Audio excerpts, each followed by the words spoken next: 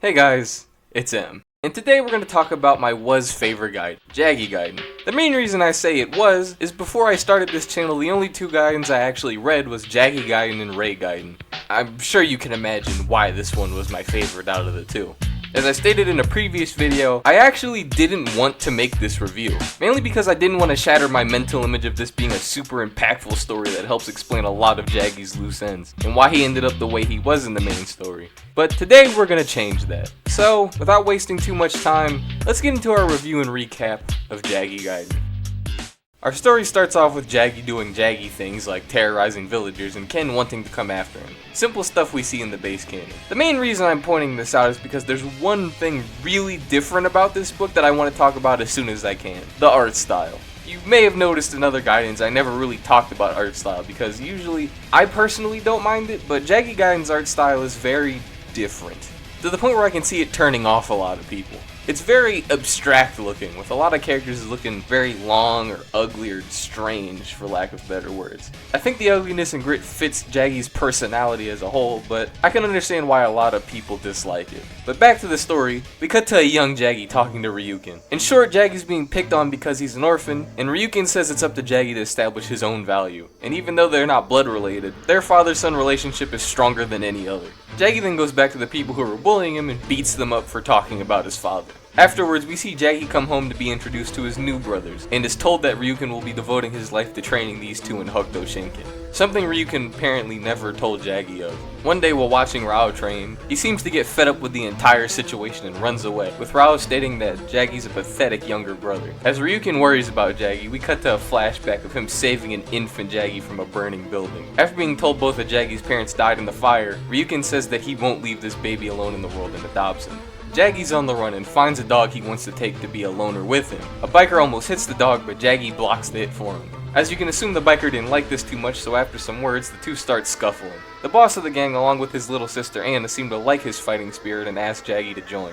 Jaggy's obviously confused by this, but after a quick talk about destiny, he joins the biker gang. After Ryukin states that Jaggy's been gone for 6 months, he arrives at the foot of the temple asking Ryukin to train him as a successor of Hokuto as well. Ryukin ignores him, but Jaggy follows him in anyways. Seems to be failing their basic training on this tree, with Rao taunting him how Toki's also training to become the successor. Jaggy feels defeated but says after watching Ryukin for so long he can't fail in becoming the next successor. As he struggles, Ryukin introduces Kenshiro to both Toki and Rao. Jaggy reacts violently to seeing such a young kid being acknowledged after his father just rejected him.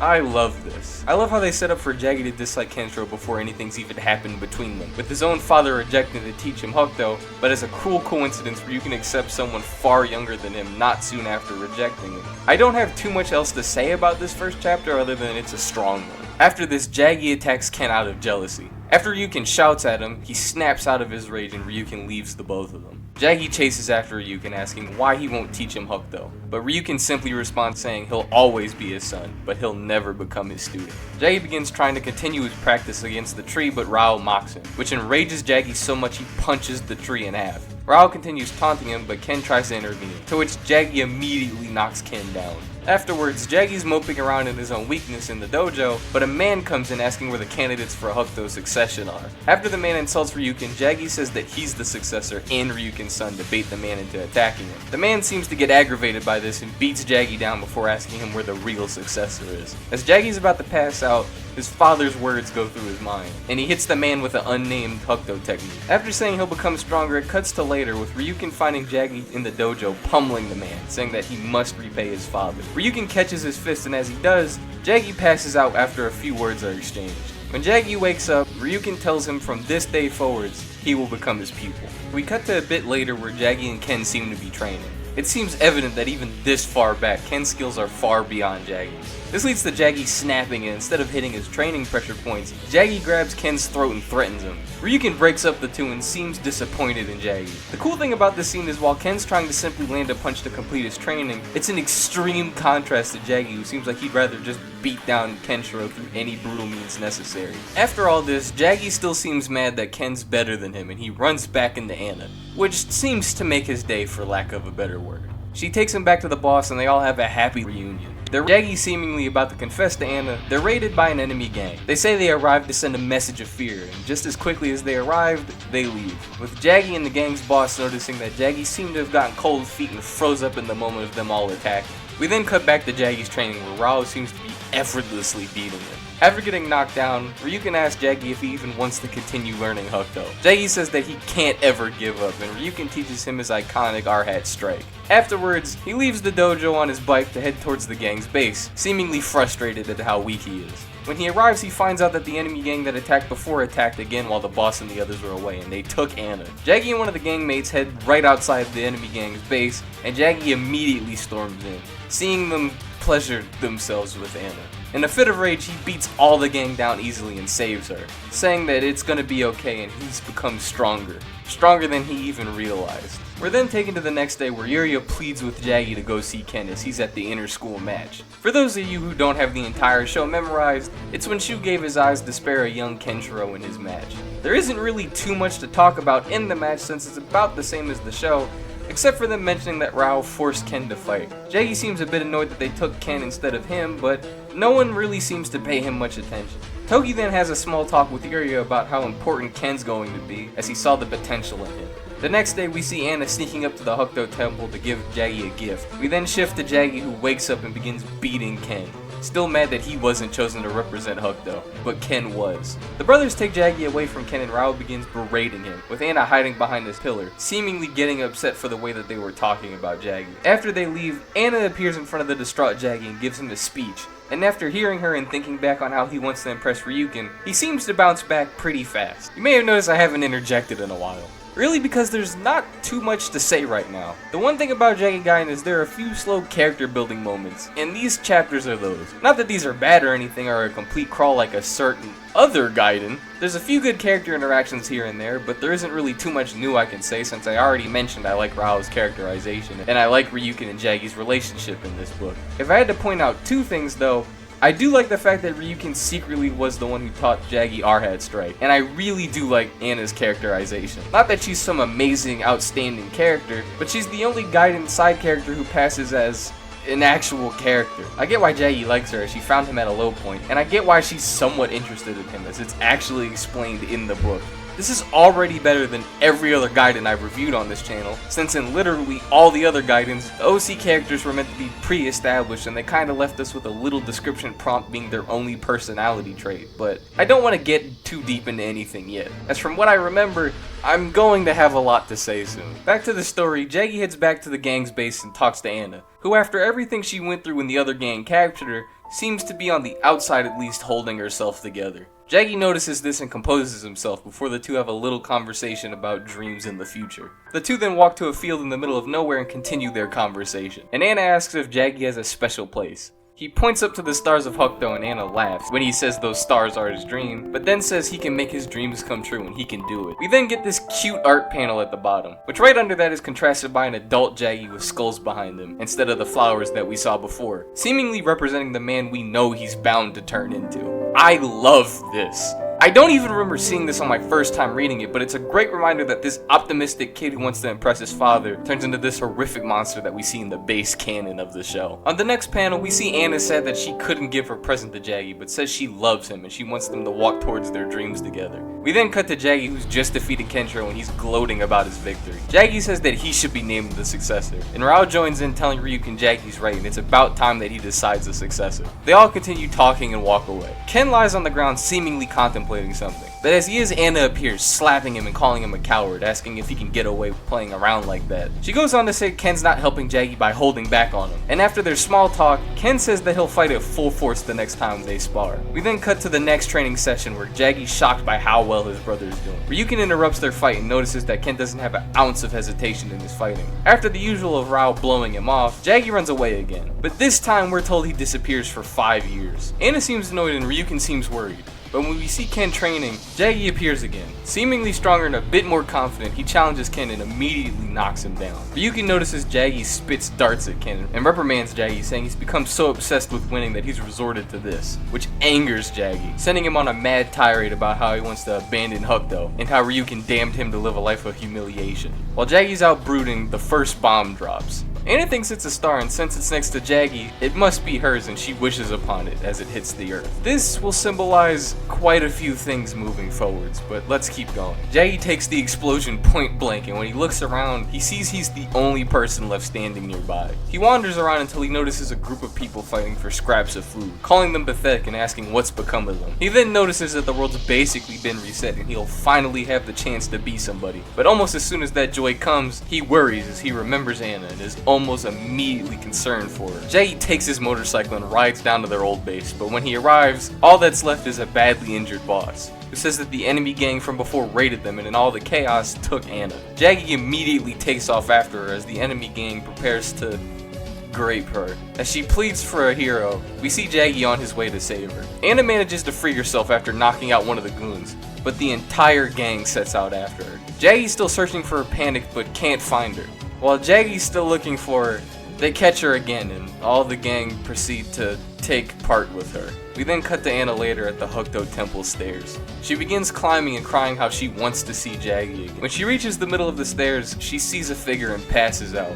We find out that this figure was Ken, not Jaggy. Ken goes to help her, but when he reaches, she's already dead. Jaggy finds the two and immediately swats Ken away, asking Anna to stop joking and get up. After noticing she's not going to get up, he brings the dead Anna to the group of gang members with tears in his eyes and asks which one of them did this. This scene is probably what most people think back to on this book because of how powerful this entire section was. This story is how grape is meant to be handled in the story. Unlike Gaiden, which mentions it over and over again and no one seems affected by it, here it's raw and uncomfortable as it's treated as a horrific thing. No one plays it up for laughs or just as a little event. Even the artist, though I can't show you those scenes for obvious reasons, intentionally made them as uncomfortable as possible. You really want Jaggy to save her. It's traumatic, as such a horrendous thing should be. You really want Jaggy to find her and save her, but it doesn't happen. And as Anna's crawling up the stairs of the temple, it's hard to watch. I don't know how it hit you guys since you're just watching the recap, but this is probably the most emotions a Gaiden's ever made me feel. This entire chapter is just painful to sit through. Not in a bad writing way, but in the way you really don't want to see any of this happen. And when she thinks she saw Jaggy, but she just saw Ken, it's horrible. The last thing she saw was the man Jaggy hated with all of his being. She doesn't get to see her lover in her final moments, and Jaggy discovers her dead body in the arms of his brother Kenshiro. It's powerful writing. Way more powerful than anything the other Gaiden seemed capable of. We're nearing the end of the book and I probably shouldn't have even interjected here, but the writing is so good I felt like I needed to. We then cut to the Hukdo Temple, which is under siege by explosions, while Ryuken's shocked by what's happening. He wanders out to see Jaggy's behind the attack, demanding that his master choose him as the successor. Ryuken brings up the day he told Jaggy to call him master and apologizes, noticing that if he had just kept Jaggy as a son instead of a disciple, things never would have gone this far. Ryuken appears to accept Jaggy killing him, but Kenshiro intervenes, beating Jaggy down just like he does in the anime. But when asked why he stopped by Ryuken, Ken says that he could never kill Jaggy, as he's his master's son, to which Ryuken looks hurt. Things go about the same way they do in the anime from here, as we immediately cut to Ken's final encounter with Jaggy. The only thing that changes is that Jaggy seems happy, as while he's dying he seems to envision Anna, and Kenshiro thanks Anna for giving him the strength to put down his brother. After all said and done, we get this final panel of Jaggy's helmet with two flowers representing him and Anna sprouting from it, and that is the end. Now that it's all over, how do I feel about it? I'm sure you noticed unlike my other videos on Gaidens, I didn't interject any scenes to point out how stupid or boring they were. I just couldn't. Everything in this book felt like there was meaning behind it, and there wasn't a single scene that felt like a straight waste of time. Everything had a purpose, either in conveying character or moving the story forwards. This is what a Gaiden should be. A way to get you to think differently on a character. This story can literally shift the entire way you think about Jaggy. He goes from being a greedy asshole that only cared about himself in the canon, to a tragic villain who lost near everything and the last thing that he cared about was taken from him. On another note, Anna is the best Gaiden character, as I said earlier. She's definitely the best from the books I've covered so far. As I said earlier, she's actually built upon in the story, and we get to see scenes that make you like her. Unlike the entirety of Gaiden, where every side character was bad, or Gaiden, where its original characters were unironically the worst part of the book. Anna is so crucial to this story, it wouldn't work without her, and her death is probably one of the most uncomfortable things I've had to read in a while. Ryukin loving Jaggy as a son and being reluctant to even teach him Hokuto, knowing what it means for his fate, and then seeing their final encounter where it seemed he was ready to die for turning Jaggy into this thing, everything just worked. Every single aspect of this story just clicks. I feel the people who write this off as a sad story just to be sad only remember Anna's death. There's way more that this story adds to Jaggy as a character than just this moment. Let alone the story's based on one of the most insane, unforgivable characters in HNK. There's no way a story about him could have a happy sunshine and rainbows ending. Jaggy Gaiden's a story about a character who just wanted to be loved and appreciated, whose wish then turns into obsession, and after he loses everything, finally insanity. If you read this story by itself, it would be good. It works as its own narrative, but since we, the readers, most likely came from base HNK, we read this story from the start dreading how this boy who loves his father is going to turn into the most foul brother of Hokuto. The ugly, grungy art style encapsulates how ugly of a person Jaggy ends up turning into. Rao's interactions with Jaggy fits his character, and it gives us well-written interactions for two characters we never even really see talk in the main story. I could gush on and on about this book, but maybe I should just give it a rating. Before in another video, I was afraid to review this story because I was afraid I was fanboying and blindly loved it, thinking that when I look back I'd hate it. But that was far from the truth. Jaggy Gaiden's a 10 out of 10 in my eyes. Literally the perfect Gaiden story. Before I said I never thought a Gaiden could get that high, but upon rereading this story, it just did everything right. If you remember my Juza Gaiden review, I said that the flashback scenes were the best part of that book as they gave so much insight on how Juza became the way he was. Jaggy Gaiden's entire story was like those flashbacks. Interesting scenes which build onto a character. If it wasn't obvious, I highly recommend this story. It's the best Gaiden in my eyes, and I'd be shocked if any story came close to taking that title from it for me, but given there's a few more, I'll hold a little hope. But I think that's all I can say about this story unless you want to hear me gush about it more than I already have. I'd love to hear what you guys think about it, and with all that out of the way, I've been M, and I am out.